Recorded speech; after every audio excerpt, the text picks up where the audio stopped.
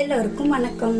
இன்னைக்கு நாம செய்ய போறது ரொம்ப ஈஸியான டேஸ்டியான சுண்ட வத்தல் குழம்பு ஹோட்டல் ஸ்டைல்ல வீட்லயே எப்படி செய்யறதுன்னு பார்க்கலாம் வாங்க.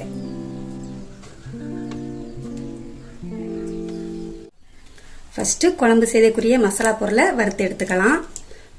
அடுப்புல ஒரு கடாயை வச்சு கொஞ்சம் எண்ணெய் சேர்த்துக்கிறேன். நல்லெண்ணெய். இந்த சுண்ட வத்தல் குழம்பு நல்லெண்ணெயில செஞ்சாதான் நல்ல டேஸ்டா இருக்கும். எண்ணெய் நல்லாவே சூடாயிடுச்சு. ஒரு ஸ்பூன் கடலை பருப்பு, லைட்டாக கோல்டன் கலரில் வரட்டும். அது கூடவே ஒரு ஸ்பூன் உளுந்தம்பருப்பு, அரை ஸ்பூன் மிளகு, 1/4 ஸ்பூன் வெந்தயம், 3 ஸ்பூன் முழு மல்லி, ஒரு 8 காஞ்ச மிளகாய் வறுத்துக்குவோம். இதை கூடவே 1/4 ஸ்பூன் கடுகு, 1 ஸ்பூன் சின்ன சீரகம்,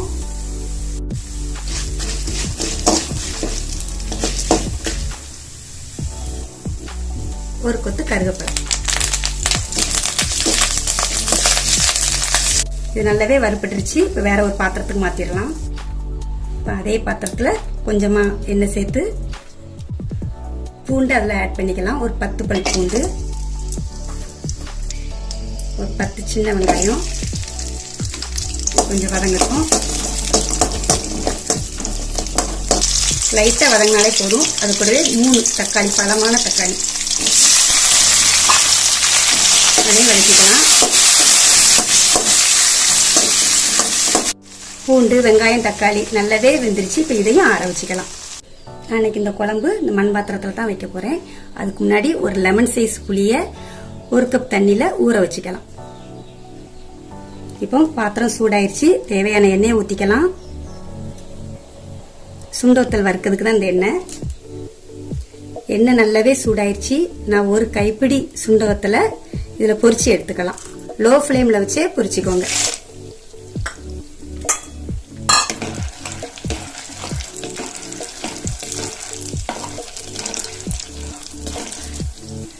நல்லாவே வத்தல் பொரிஞ்சிருச்சு. இப்ப இதை அப்படியே எடுத்துக்கலாம்.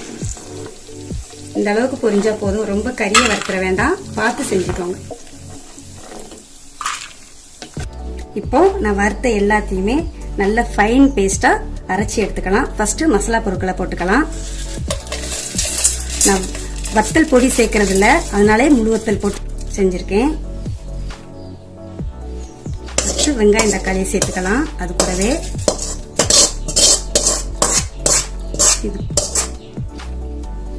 இப்போ வறுத்த சுண்ட வத்தல்லையுமே பாதி இதுக்குள்ளவே போட்டு அரைக்க போறேன். இது நிறைய பேர் சுண்ட வத்தலை எடுத்து அப்படியே வச்சிருவாங்க. இது இப்படி அரைச்சாக்கி இது நல்லா உடம்போட இதுவும் சேர்ந்துரும், உடம்புக்கும் நல்லது. இப்ப இதை நல்லா நைஸா அரைச்சி எடுத்துடலாம். இந்த மாதிரி இப்படி நைஸா அரைச்சி எடுத்துக்கணும். அரைக்கும் போது கொஞ்சம் தண்ணியை விட்டு அரைச்சிக்கோங்க. இப்ப வாங்க குழம்பு வைக்க ஸ்டார்ட் பண்ணலாம். சுண்ட வத்தல் வறுத்த அதே பாத்திரத்துல தான் குழம்பு வைக்கிறேன். அந்த எண்ணெய் தான். அப்படி வைக்கும் போது இன்னுமே குழம்பு கொஞ்சம் டேஸ்ட் நல்லாவே இருக்கும். எண்ணெய் நல்லாவே சூடாயிருச்சு. 1 ஸ்பூன் கடுகு, உளுந்தம்பருப்பு,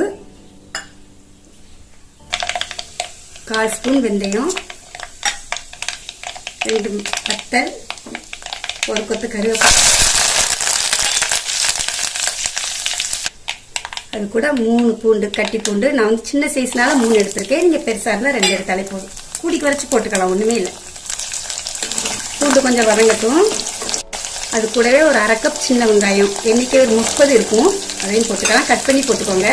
முழுசா போட்டுனாலும் போட்டுக்கலாம். இது கொஞ்சம் நல்லாவே வதங்கட்டும். பொடியா சேர்க்காம நம்மளே வீட்டில் எல்லாமே வறுத்து செய்யறதுனால இந்த குழம்பு ரொம்பவே நல்ல டேஸ்டா இருக்கும். நான் கொஞ்சம் சீரகத்தை பொரிச்சு வச்சிருக்கேன், அதை இது கூட ஆட் பண்றேன். இதை நீங்க தாளிக்கும் போதே போட்டுக்காங்க. நான் போட மறந்துட்டேன். பூண்டு, வெங்காயம் நல்லாவே வதங்கிருச்சு. இப்ப நம்ம அரைச்ச மசாலாவை இது கூட சேர்த்துக்கலாம்.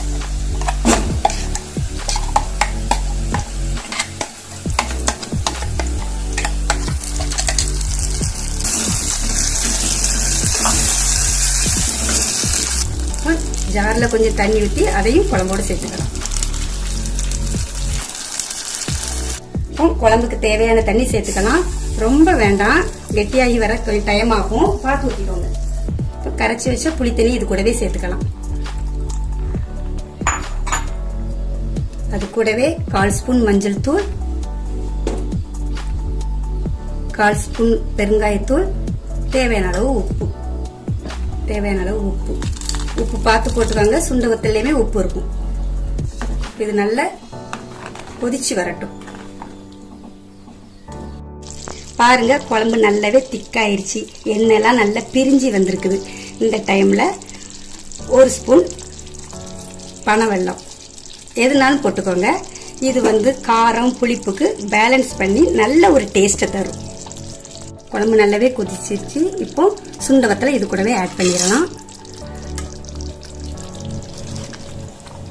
லைட்டா ஒரு கொதி வரட்டும். நீங்க இந்த டைம் உப்பு காரம் புளிப்பு எல்லாம் சரியா இருக்கான்னு பாத்துக்கோங்க. இந்த வத்தலை அரைச்சி போட்டதுனால கசப்பு இருக்குமான்னு மட்டும் நினைக்கவே வேண்டாம். ஒரு கசப்பு இருக்காது. நீங்க செஞ்சு பாருங்க, அதோட டேஸ்ட் அப்போ தெரியும். அவ்வளவு ஒரு டேஸ்டா இருக்கும், நல்லாவே இருக்கும், கசப்பு தன்மையே இருக்காது. இந்த குழம்பை 4 நாள் வச்சு சாப்பிடலாம். கெட்டியாக டேஸ்ட் இன்னுமே அதிகரிக்கும். நீங்களே இதே மாதிரி வீட்டில் செஞ்சு பார்த்துட்டு எப்படி இருக்குன்னு கமெண்ட் பண்ணுங்க. இந்த வீடியோ பிடிச்சிருந்தா நம்ம சேனலுக்கு சப்ஸ்கிரைப் பண்ணுங்க. நன்றி.